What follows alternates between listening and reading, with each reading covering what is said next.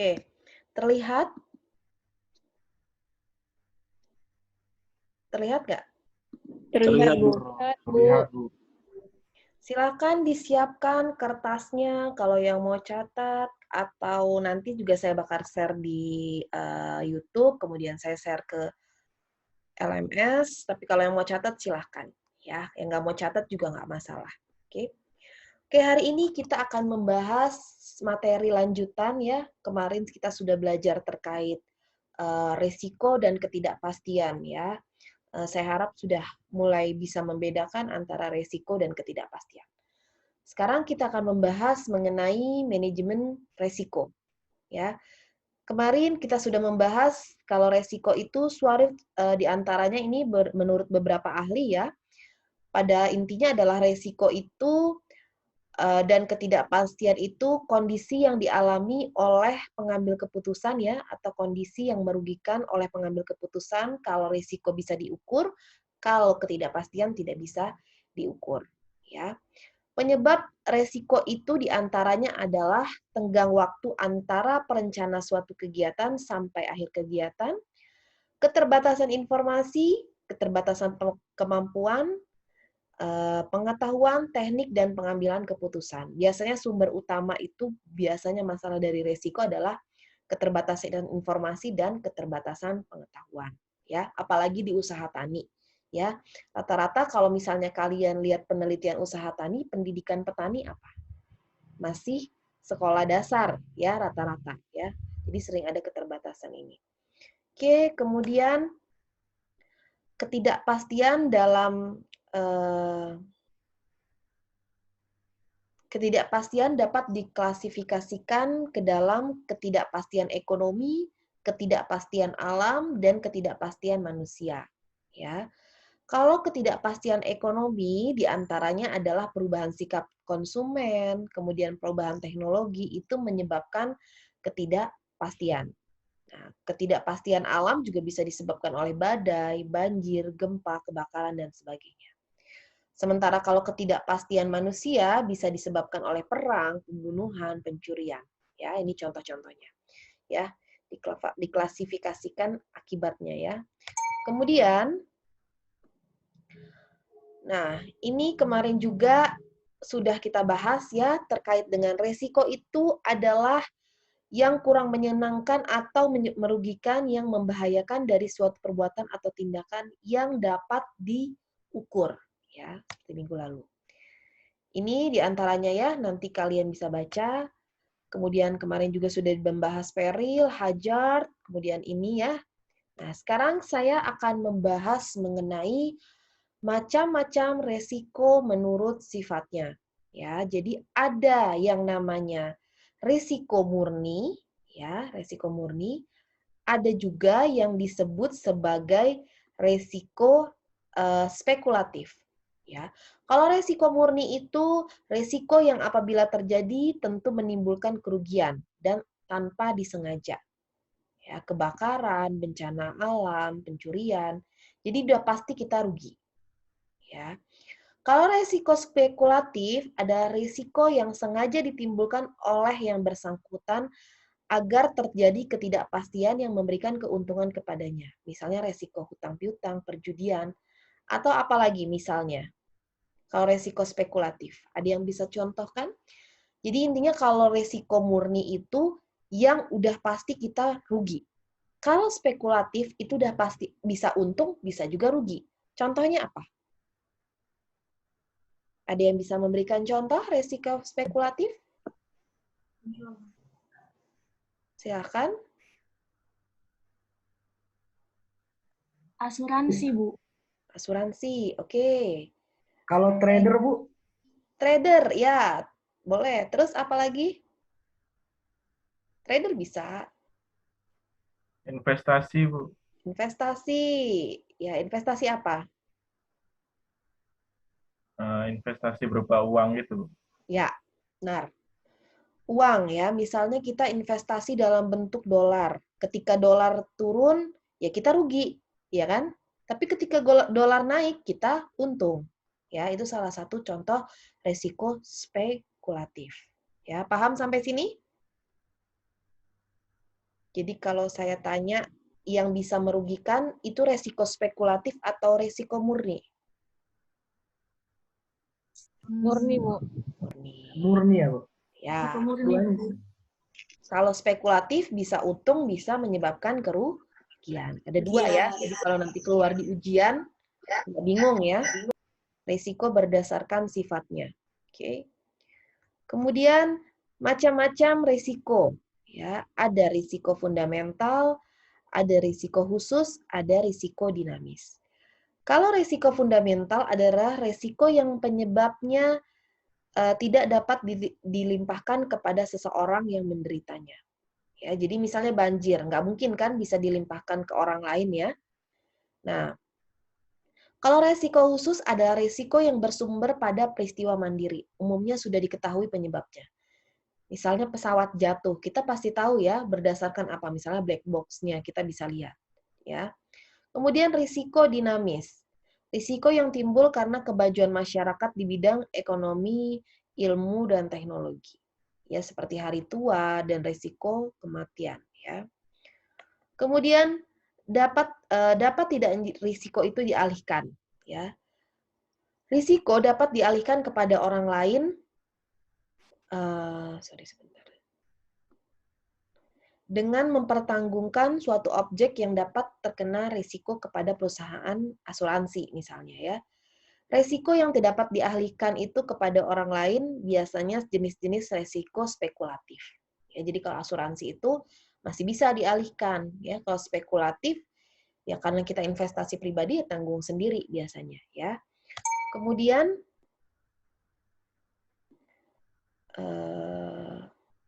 menurut sumber penyebabnya, risiko itu berasal dari perusahaan sendiri seperti kecelakaan kerja, mismanajemen, kemudian risiko eksternal, risiko yang berasal dari luar perusahaan. Kalau di pertanian, risikonya apa aja sumber risikonya biasanya?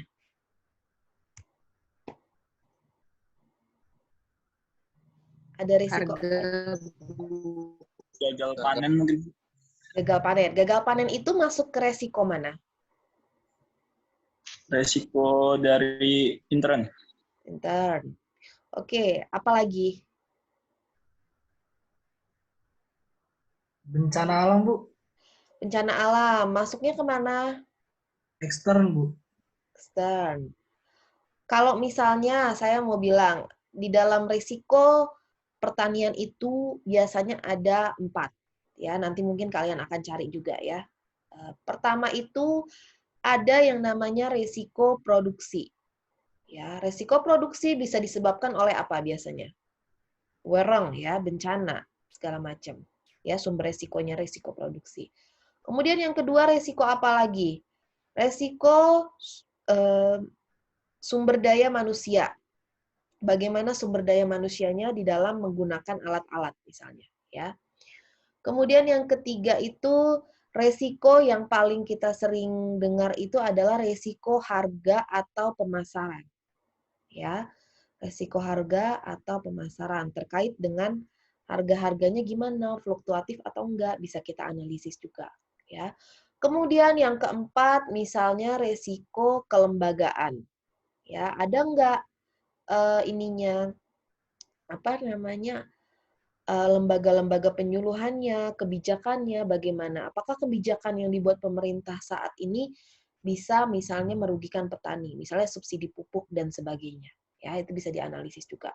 Kemudian risiko apa lagi? Risiko terkait dengan pembiayaan. Ya, jadi ada 5 nanti yang akan kalian tanyakan ke petani ya terkait produksi, resiko pemasaran atau harga, resiko MSDM, kemudian resiko kelembagaan dan resiko pembiayaan. Ya, diantaranya itu. Oke, kemudian ada yang namanya manajemen resiko. Ya, manajemen resiko merupakan suatu proses mengidentifikasi, mengukur resiko, serta membentuk strategi untuk mengelola sumber daya yang tersedia. Manajemen resiko itu mencakup kegiatan merencanakan, mengorganisir, menyusun, memimpin, dan mengevaluasi program penanggulangan resiko. Ya, jadi intinya ini. Tahap-tahap di dalam manajemen resiko itu, pertama kalian identifikasi dulu resikonya. Karena kita di pertanian, kita akan identifikasi yang tadi itu, yang sumbernya dari mana, misalnya produksi dari mana, identifikasi apa-apa aja yang termasuk yang menjadi masalah dari resiko produksi. Kemudian pemasaran bagaimana, kemudian apalagi kelembagaan bagaimana, kemudian MSDM-nya bagaimana, pembiayaannya bagaimana. Habis itu dianalisis resikonya, habis itu dikelola. Dikelola resikonya, kemudian dibuatlah kebijakan atau implementasi manajemen resiko. Bagaimana cara mencegah supaya resiko itu diminimalisir atau dicegah gitu intinya implementasi manajemen itu. Terus selalu kalau manajemen itu dimonitoring, dicek. Benar nggak kita kebijakan-kebijakan atau peraturan-peraturan yang kita buat untuk implementasi manajemen resiko ini. Ya. Kemudian di sini dijelaskan juga bahwa identifikasi resiko itu adalah proses yang meliputi identifikasi resiko yang mungkin terjadi dalam suatu aktivitas usaha. Identifikasi resiko secara akurat dan komplement sangatlah vital dalam manajemen resiko. Ya, jadi harus detail kita mengelompokkan resiko-resiko yang pasti ya. Salah satu aspek yang penting dalam identifikasi resiko adalah mendaftarkan resiko yang mungkin terjadi sebanyak mungkin. Jadi nanti kalian buat daftarnya resiko-resiko apa saja yang ada di produksi. Ya, entah wereng, entah banjir, entah misalnya El Nino dan sebagainya. Ya. Kemudian teknik yang dapat digunakan dalam identifikasi resiko adalah ada brainstorming, survei, wawancara, informasi historis, kelompok kerja, dan lain-lain. Nah, kalau wawancara ini kita akan gunakan.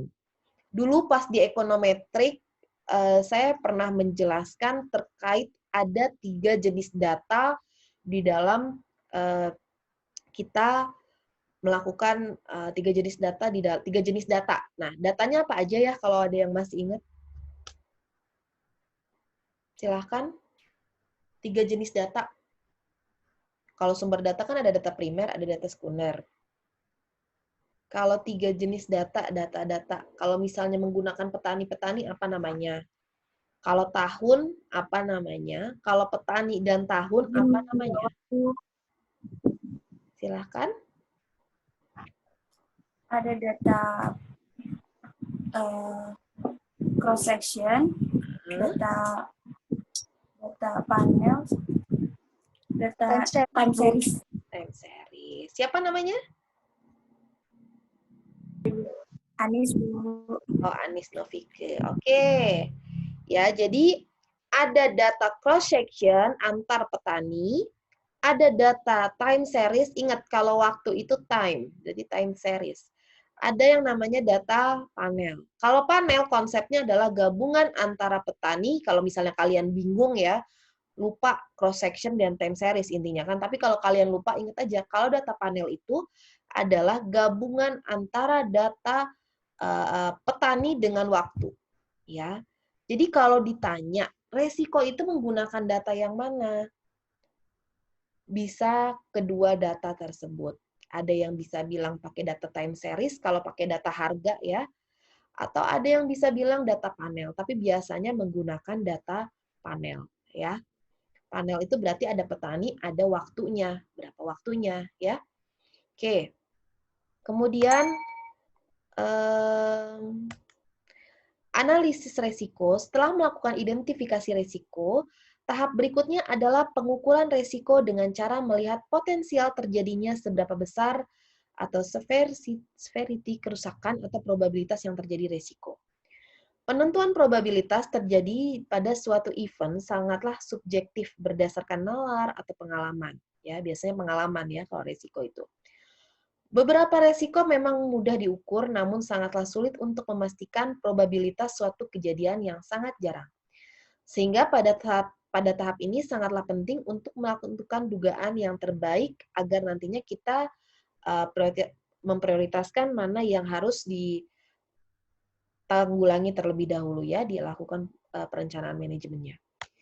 Nah, kemudian ini nanti kalian akan membuat skala ya dari dampak, biaya, waktu, dan kualitasnya bagaimana. Menggunakan skala Likert. Jadi dari rendah, sedang, tinggi. Ya, jadi rendah, sedang, tinggi nanti skalanya. Ya, kemudian ini ya dampak besar dan dampak kecil. Nah, ini pengelolaan resiko nanti minggu depan ya. Sekarang kita akan membahas mengenai praktikum hari ini. Yang pertama, saya mau tanya, kalian,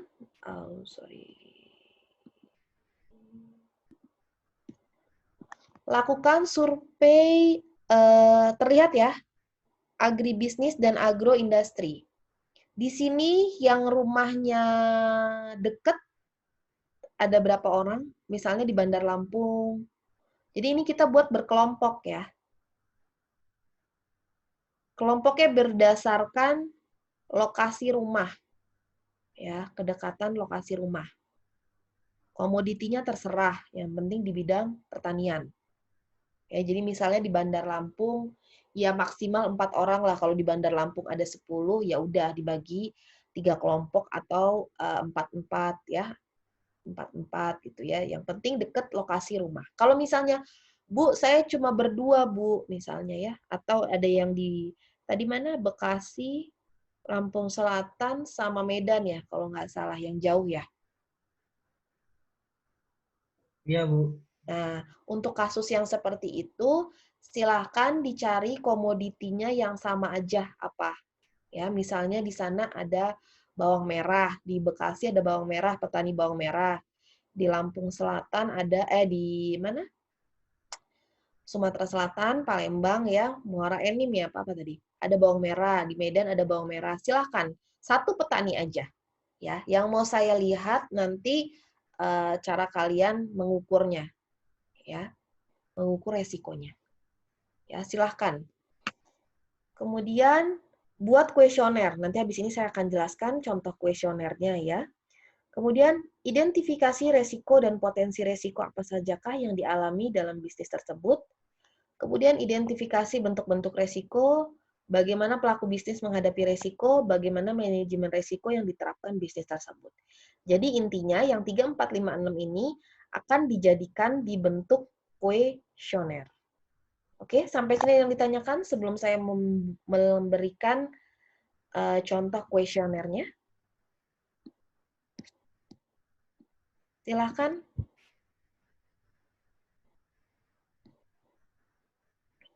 Ada yang mau ditanyakan? Kalau survei ke hidroponik boleh, Bu? Boleh, silahkan. Nggak apa-apa. Ya, ajak temennya, berapa orang. Ya.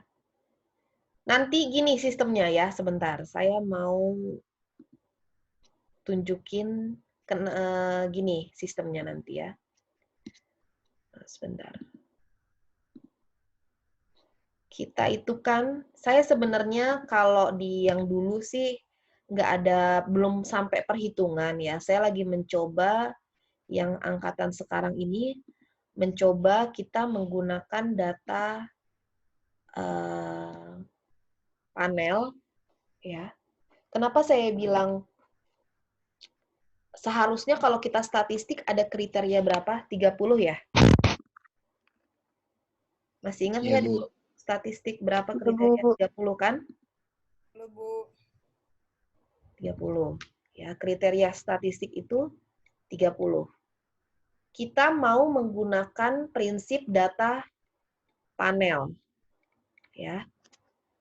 Jadi, misal si Dewi misal Dewi ya. Dewi sama siapa, Dew? Esti ya? Misal Dewi dan Esti itu 2 orang kan? Berarti ada petani 1 ya. Petani, kemudian produksi ya, produksi sama luas lahan ya. Produksi dulu deh. Petani 1 itu diwawancara oleh Dewi. Ya. Kemudian petani 2 diwawancara oleh Esti. Ya. Misal Dewi sama Esti mau ambil padi. Ya, padi rawa, terserahlah padi apa, ya. Kemudian berarti padi musim tanamnya ada berapa? Dalam 1 tahun, ayo padi 1 tahun berapa? 2 musim, Bu. Kalau rawa cuma sekali, Bu. 2 sampai 3 2 ya, musim, Bu. biasanya, normalnya ya. Kita ambil 3. Tiap Dalam 6 1 bulan tahun, ya, Bu. 1 tahun ada 3. Ya, berarti ini kan produksi 1. Sorry, jelek banget sih ini. Sebentar ya.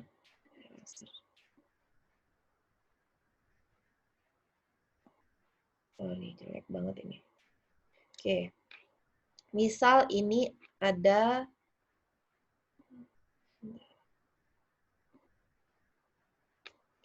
petani ya, petani 1. Petani. Ya, saya mau gambarin ke kalian. Ini khusus yang produksi ya, yang akan kita hitung itu menggunakan produktivitas. Ya, produktivitas. Produktivitas rumusnya apa? Udah semester akhir? Apa rumus produktivitas? Jumlah produksi dibagi luas lahan, Bu. Ya, berarti nanti kalian harus tahu dulu luas lahannya berapa baru produksinya, ya. Nah, kemudian per luas lahan itu produktivitas ya. Misalnya Dewi petani 1, Esti petani 2 ya. Dalam padi ada 3 musim tanam. Berarti tahun 1 tahun ke-1 ya, 2, 3 ya. Ini ada berapa berarti? 3 kali 2 ada 6. Ya enggak? Ini 2, ini 3. Berarti masih ada 6 data. Ya. Paham nggak? 3 kali 2, 6. Kan syaratnya harus ini kan tadi, 30. Berarti tambah lagi kan ini.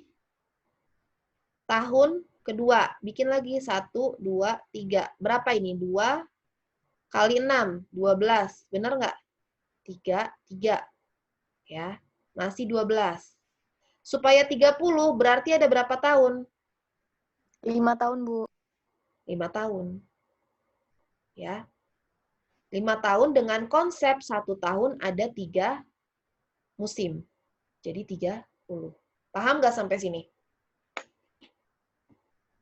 Jadi ada 30 data. Nah, inilah yang biasanya petani ini agak ribet dalam merecall data, mengingat datanya. Ya, solusinya gimana? Ya udah, tambahin aja kelompoknya jadi 4 misalnya. Kalau 4 kan berarti berapa petani? Biar 30. Berapa tahun kalau padi? Berapa? Kalau 3 tahun jadi 36 kalau 36. Kalau 2 tahun berapa 2 tahun? 12 kali 4, 48 kan? Ya enggak? Kan 3 tambah 3, 6. 6 kali, 4, 24 ya. Nah, berarti tambah 3 tahun lagi. Tahun ke-3. 1, 2, 3. Ada berapa? 9. Berarti 9 kali 4, 36. Udah masuk ya kriteria statistiknya. Paham nggak sampai sini?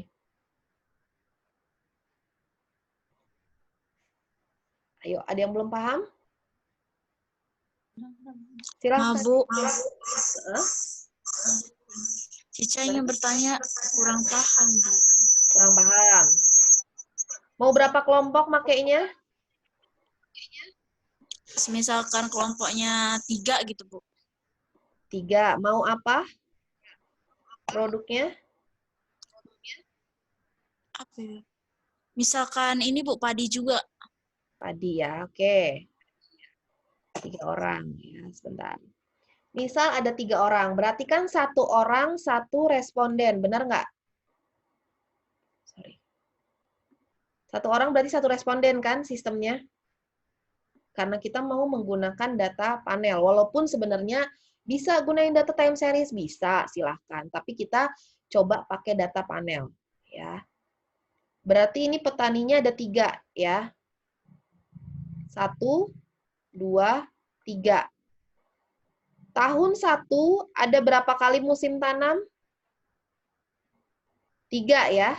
1, 2, 3. 3 ini kan dari sini 3 ya. Dari sini 3. Dikali ini, masih ini. 3. 3 kali 3 berapa? 9. 9. Ini masih 9. Paham nggak? Kan kita kan targetnya berapa? 30. Bisa nggak, Bu, kalau misalnya 30 orang? Jadi 30 orang wawancara semua, atau 10 orang kali 3, misal satu kelompok 10 orang kali 3. Bisa aja. 1 orang 1, bisa. 10 kali 3, 30. Nggak masalah. Tapi kan, kita kan mau belajar ya. Kita kan jarak juga ya. Nanti pokoknya gimana efisiennya. Kelompoknya 1 sampai 4 orang lah. Ya, kalau mau 2 ya itu. Oke, paham sampai sini? 3 kali 3 masih 9. Belum mencukupi ini kan kriteria statistik? Belum mencukupi kan? Solusinya gimana? Tambah lagi datanya. Tahun kedua. Tambah lagi 3 tahun. Udah ada berapa di sini? 6, Bu. 6. Di atas udah 1, 2, 3, berarti kan 4 ya, biar nggak bingung ya. 5, 6. Ada 6 datanya, paham nggak sampai sini? Paham, Bu. 6. Ininya tetap kan, respondennya tetap masih sama. Yang beda di tahunnya aja. Masih 6. 6 kali 3, prinsip data panel kan dikali kan, 6 dikali 3. Time series-nya dikalikan dengan cross section-nya. 6 kali 3 berapa? 16. 11. Sudah mencukupi 30 atau belum? Belum, Bu. Belum. Tambahin lagi. Ya, tahun ke 3 ya. Berarti berapa? 4, 5, 6, 7, 8, 9. Ada 9 data. 9 dikali 3 berapa? 27. 7. Ya. Kurang 3 lagi. Ya, kurang 3 lagi. Tahun ke 4. 10, 11, 12. Ya. Boleh ini. Lebih boleh. Jadi berapa ini? 12 kali 3, 30. 36. Silahkan nanti gimana teknisnya, di-recall, produksi. Pokoknya intinya ketika nanti saya mintanya data produktivitas. Ya. Produktivitas. Berarti kan luas lahannya udah ada ya, luas lahannya. Kalau dia nggak berubah, silahkan. Kalau dia berubah-ubah, cari tahu juga. Mana tahu di tahun 10, 11, 12 dia 1 hektar. Pas tahun ini 0,5 luas lahannya. Pasti turun kan? Ada risiko penurunan kan? Berarti, nah tulis aja nanti berapa. Atau sama, ya nggak masalah. Atau produksinya nanti bisa juga produksinya beda-beda karena misalnya ada banjir, jadi turun produksinya, ditulis aja. Ya, jadi produksinya ada sekian juga. Yang biasanya berubah itu produksi. Produktivitas berarti produksi per luas lahan. Ya, atau ton per hektar. Paham sampai sini? Terkait nanti penentuan produktivitasnya, kita akan menghitung resikonya dari sini nanti, dari data yang kalian. Terserah kelompoknya mau berapa orang, mau komoditasnya apa, silakan. Ya, yang penting ketika survei, 1 orang 1 responden aja. Ya, 1 orang 1 responden, dah. Oke, ada yang mau ditanyakan? 2 orang boleh ya, Bu? Dua orang, satu orang, dua responden? Satu kelompok 2 orang. Boleh, silahkan, nggak masalah. Ya, Ibu Baik. kalau 5 boleh nggak? 5 bolehlah 1 sampai 5 ya. Tapi yang penting satu orang satu ya. Alhamdulillah, makasih Bu. Ya, 5 lah boleh. Mau nanya, Bu. Kenapa? Mau nanya. Heeh. Mau nanya, Bu. Itu tadi kan ada yang bisa juga agroindustri ya, Bu ya. Berarti nggak harus petani nggak sih, Bu? Boleh, kalau agroindustri boleh. Nggak masalah. Asal dia ada data produksinya ya. Produksi dan tenaga kerja atau sebagainya. Kita kan mau lihat variasinya nanti. Menghitung resikonya. Ya. Nggak masalah. Berarti buat yang jauh-jauh, berarti nyari respondennya satu-satu aja, Bu. Boleh satu-satu, boleh misalnya satu komoditi. Biar lebih mudah gini aja. Yang jauh-jauh, ambil aja komoditi yang sama satu lah ya. Jadi kita fokus ke petani dulu aja. Ya. Ke bidang pertanian. Nanti baru kalau udah, soalnya kalau misalnya ke agroindustri, nanti ada banyak perbedaannya, perhitungannya. Ya. Jadi kita serentakkan, kita ke usaha tani dulu aja. Ya, yang mudah. Oke? Iya, Bu. Iya, Bu. Kasih, Bu. Disamain aja komoditinya. Saya mau lihat kalian itu cara wawancaranya gimana, cara mengolahnya gimana, cara membuat kuesionernya bagaimana. Ya. Harapannya nanti dari sini ada terinspirasi membuat apa namanya? Penelitian-penelitian di bidang usaha tani, ya. Di bidang resiko. Jangan cuman fungsi produksi. Oke. Oke, ini contohnya ya. Punya kakak kelas kalian yang tahun lalu ya. Yang lumayan ya menurut saya bagus. Cuma di sini belum ada terkait dengan resiko tadi yang saya bilang produksi dan produktivitas. Dia hanya terkait dengan persepsi petaninya bagaimana. Ya. Dimulai dari ini contoh kuesioner usaha tani padi ya. Ini biasa ya identitas responden. Kemudian tambahkan luas lahan dan produksi ya. Di sini kekurangannya belum ada itu. Nah, kemudian pertanyaan untuk mengetahui macam-macam resiko usaha tani padi di Desa Labuan Ratu 11 dan kondisi risikonya. Ya.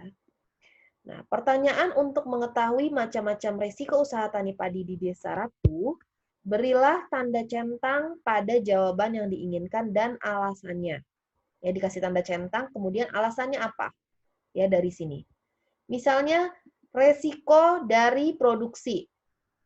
Dari yang saya bilang tadi, perubahan iklim atau cuaca yang ekstrim. Kamu tanya, ada nggak ke petani akibat cuaca yang ekstrim menyebabkan resiko produksi turun? Ada nggak? Kalau ada, beri tanda centang. Terus kenapa alasannya? Nanti kan dia cerita.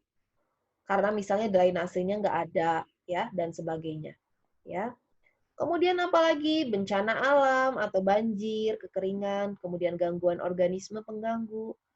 Ditandakan centang aja. Kalau nggak ada, ya udah tanda bintang. Tanda pagar strip aja. Paham sampai sini?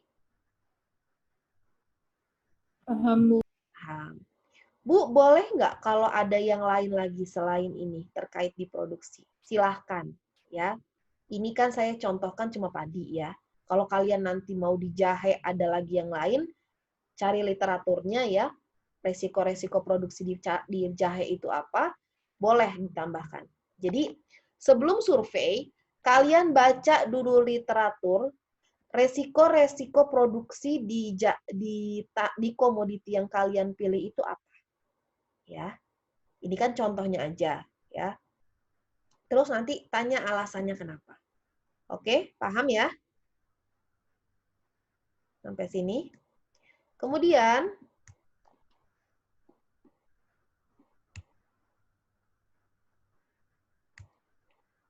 ini.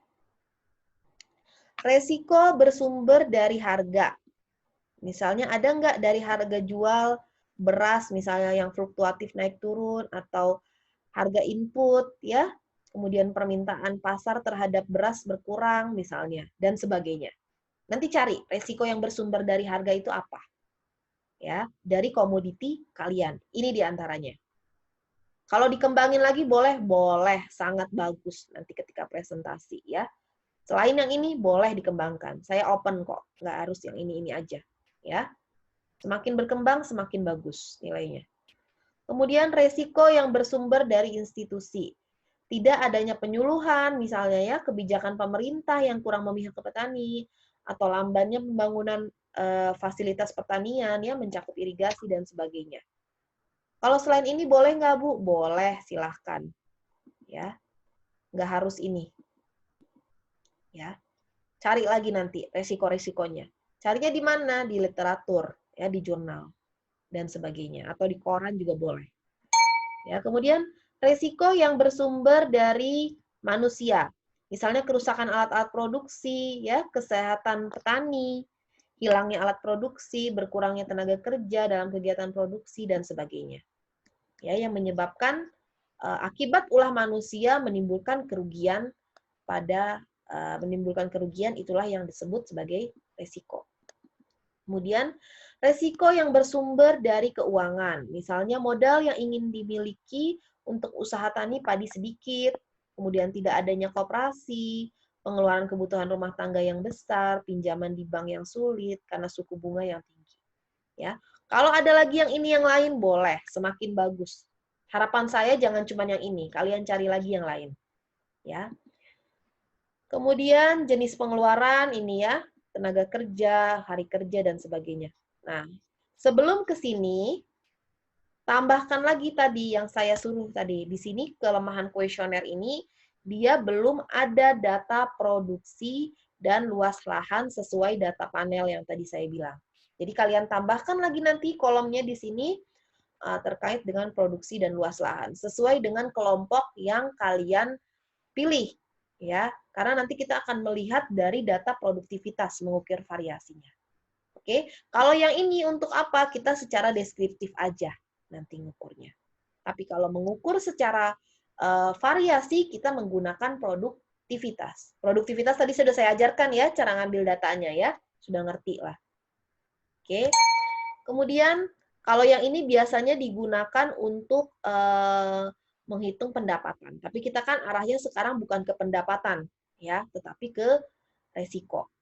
Oke, kemudian pertanyaan untuk mengetahui pemahaman petani tentang resiko dan persepsi tentang baik buruknya resiko menurut petani padi di desa Labuan Ratu. Nah, pertanyaan yang mengetahui persepsi petani, jadi tentang resiko berilah tanda centang pada jawaban berikut ya. Sorry.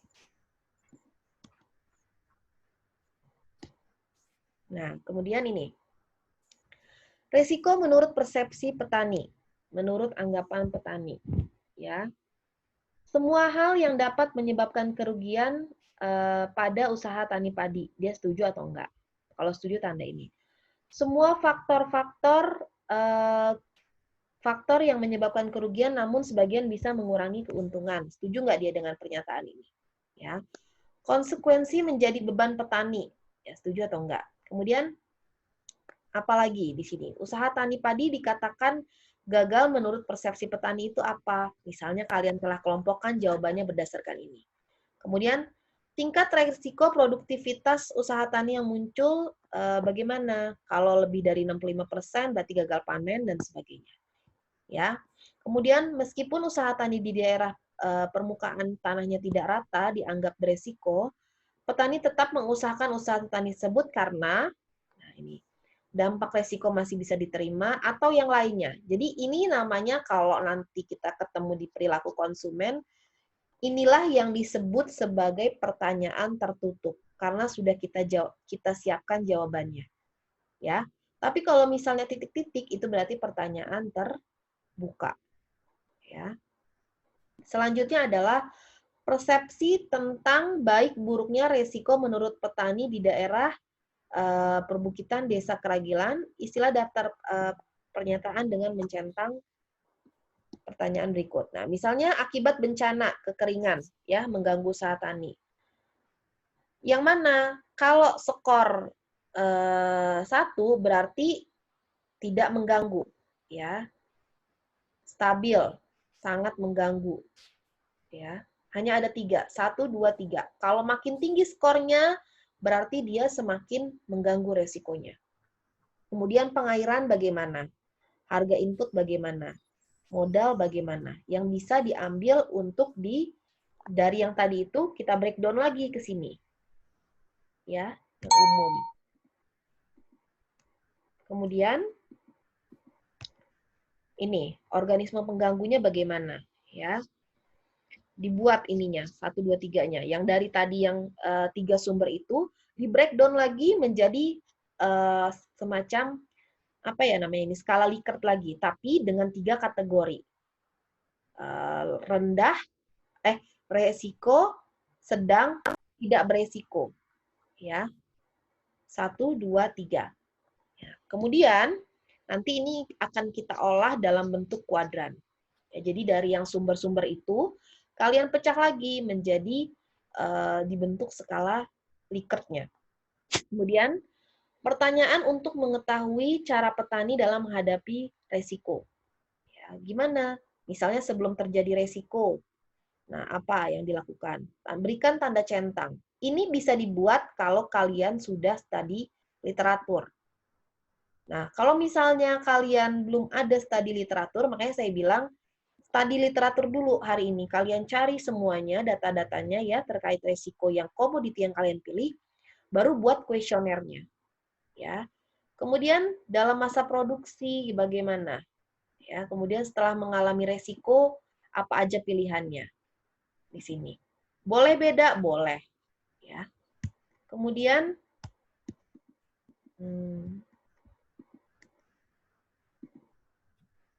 udah habis. Silahkan kalau ada yang mau ditanyakan.